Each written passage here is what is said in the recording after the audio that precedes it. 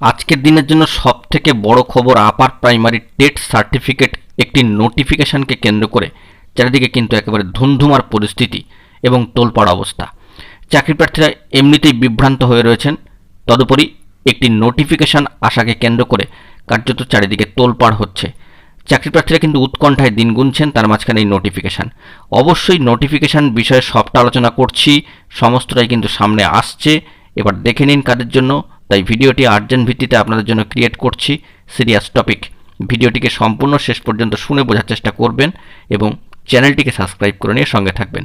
এবং ইতিমধ্যেই একটি ভিডিও কিন্তু এই রিলেটেড বিষয়কে কেন্দ্র করে আমরা প্রোভাইড করেছি এবং সেখানে এটাও জানিয়েছি যে সার্টিফিকেটটির যে সংক্রান্ত একটা নোটিফিকেশান প্রকাশিত হয়েছে বা চলে এসছে সামাজিক গণমাধ্যমে, সেটাকে কিন্তু আমরা ফেক কখনোই বলিনি।